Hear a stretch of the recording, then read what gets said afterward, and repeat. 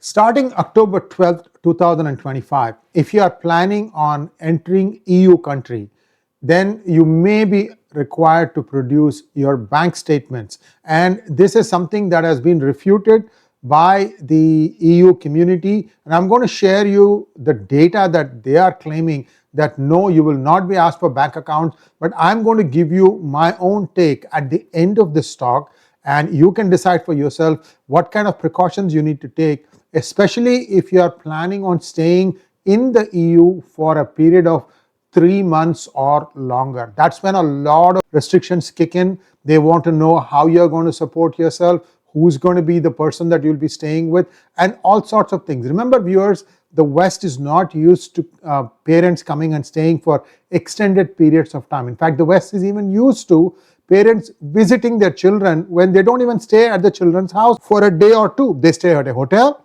They have a pre-arranged place for meet, sometimes at home, sometimes even at a restaurant. For 1-2 hours, everything is hunky-dory, then everybody goes their separate ways.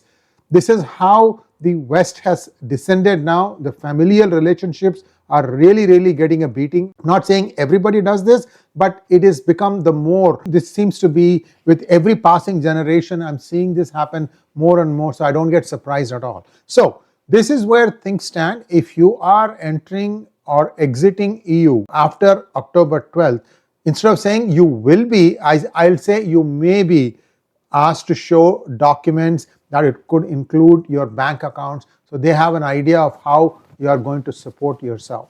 Now, this is one thing. The other thing is a rule that has been long-standing in the United States, that if you are going to carry more than $10,000 with you, then you need to report that at the time of travel.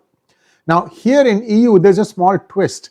They want to know how much euros you are carrying, and they have a formula, and for each country they have a certain number, that if you are entering this particular country, then you need to be able to have so many euros per day to support yourself. All that information I'm going to give you. Some of this may not be new. It is just that they are formalizing a lot of rules. There will no more be stamping on your passport upon entry. It's all going to be digitally managed. That's what they say, and that also be prepared for that. Sometimes other countries might say, where did you go? And then they ask you to show them the stamp for entering, and that will not be there. This has become the rule in United States for the last couple of years. I had to explain sometimes at different ports that United States no longer stamps inbound travelers. It used to only stamp inbound, by the way. US has never stamped outbound. They used to only stamp inbound, and even that has stopped now. Sometimes you will be asked to take a picture of yourself, and that also, the biometrics and all that stuff,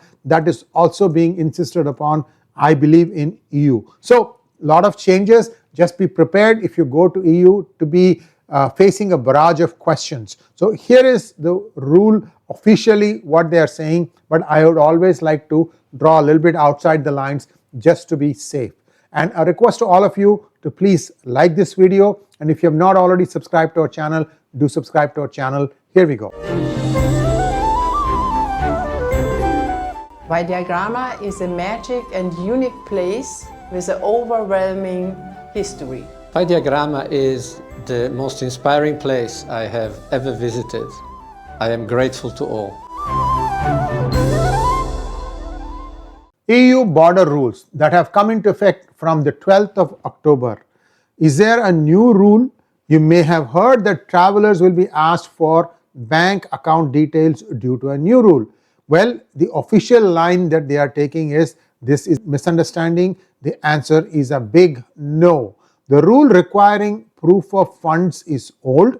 The system that launched on October 12th is new and different. How is it different? We'll take a quick look at it. Now, whenever you arrive at the border, the entry-exit system, this has been a new technological upgrade. It replaces manual passport stamping with a digital log. Its focus is on security and immigration tracking, not traveler finances.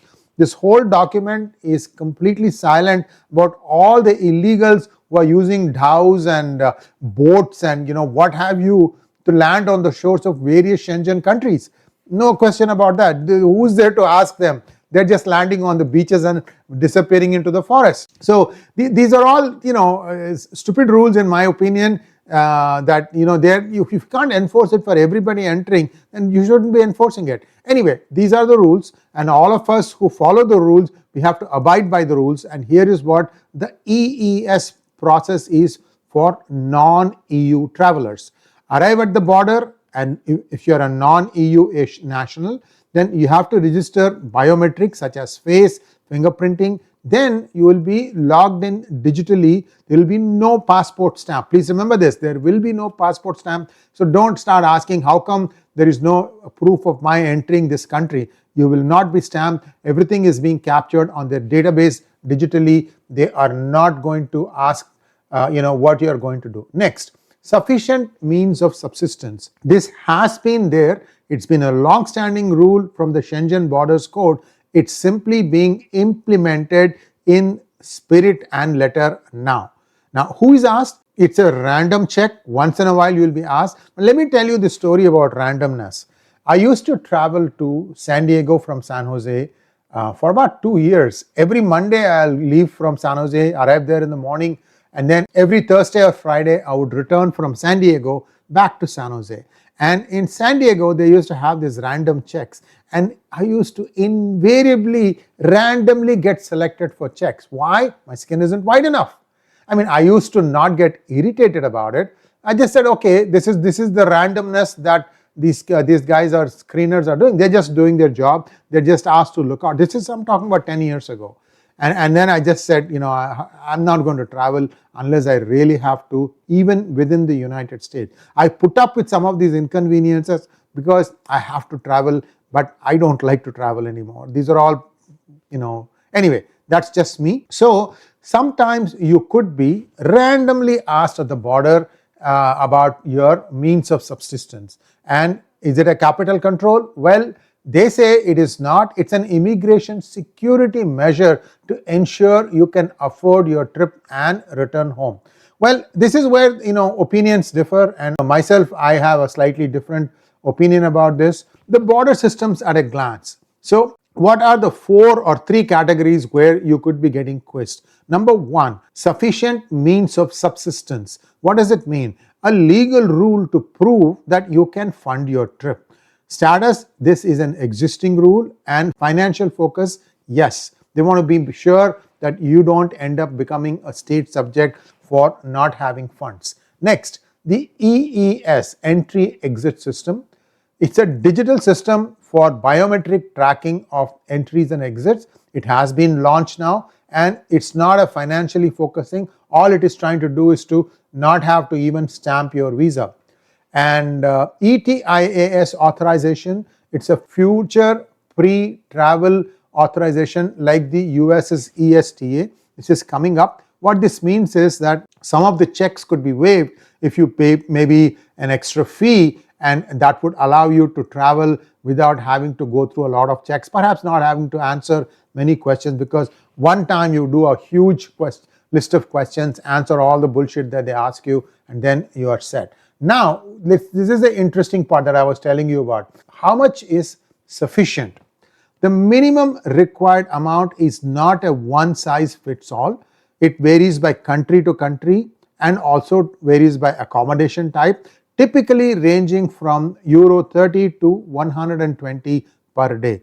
This chart shows illustrative examples. For example, France, one of the more expensive places, 120 euros per day, minimum required. Then Germany, approximately 90 euros per day. Belgium, 95 euros per day. Spain, 100 euros per day. And Italy, it varies, but it seems to be a little bit less expensive. Now, how can I prove the means of subsistence? You don't necessarily need to show a full bank account. Border guards can accept several forms of proof that you have access to the required funds. What are the things? See, this is where the thing comes up. They say no at the beginning, but once you start drilling the details, yes, bank statements are one of the things that they could ask you for. For example, what are the things they are looking for proof? One form of proof is cash. But then in cash, you have another problem, right? 10,000 euros per trip. Below that only you can carry without having to declare. Once you declare, you get into another mess. Where did you make the money? What did you pay taxes on it? All sorts of bullshit in that 5 seconds, 10 seconds that you are waiting at the immigration counter. So you have the upper limit of say 9,995 euros. And then if you are going to be in France, which is 120 euros a day, you do the multiplication, guys. 9995 divided by 120, this is just for stay. What about food? All the other things. So this 120 becomes 200 euros a day if you want to stay in France, and in 1 week you'll be exhausting 1,000 euros. And if you do the math, in 10 days you're done, right? So where is the question of supporting yourself for 3 months? Ask yourself all these questions. So what will happen is, whatever math I am doing, the immigration official can do it in his head. After all, that's all he or she is doing all day. So cash will get you some part of the way. Then sponsorship letter, that could also get you a little bit of a distance. That is, you are going to stay with your son, your daughter, your niece, your granddaughter, whatever, and that they will be providing subsistence for you for your stay. For that, you need to get a letter from them, and then they may be asked to prove that they have enough money to support you. It gets a little messy actually asking the whole question, is it even worth it? Then the other thing is bank statements. You have that's 1/4 possibility. Also, the final one is if you have credit debit cards, and if that is the case, what's the maximum limit you can charge? So the question then is it really worth it? That's what I always ask when people are asked so many questions. So why does the sufficient funds rule exist? This rule is purely for immigration and security. It ensures travelers are self-sufficient and intend to respect the terms of their short-term visit. Where was your wisdom when you are allowing in thousands illegally into all these countries? You didn't think of asking all these questions to them? First of all, do you know what language to ask them these questions? See, this is a typical bureaucratic snafu where they are bolting the farm after the horse has already left the stable. And now you're subjecting the people to, extreme forms of questioning. Many of them may not be very comfortable answering questions from a government official. And if, especially in Europe, God knows what language they're going to communicate in. That itself is another thing in question. And French officials don't really like to speak English. I don't know about Italians, Belgians, German, and so on and so forth. So you see the problem that you are up against. That begs the question, is it even worth it? I'm just asking this question, and I leave it to you to figure out the answer. So what is the goal? According to official resources, immigration security, ensure travelers can support themselves and not rely on public funds. Second, confirmed travelers will not work illegally to fund their stay. Third, verified travelers have the means to return home or travel to a third country, which means like a return ticket or something of that nature. Again, I ask the question, is it worth traveling to EU country if you have to subject yourself to all these questions? You give me the answer by way of comments, and we will publish all your comments, and where appropriate, we may even weigh in. Some of you may have already experienced this. Share your experiences with us. Maybe you are lucky, maybe you are not being subjected to a barrage of questions. Who knows? I'd be curious to know. Thanks for watching. Please like, share, and subscribe to our channel. Don't forget to click on the bell button for notifications. Namaskar.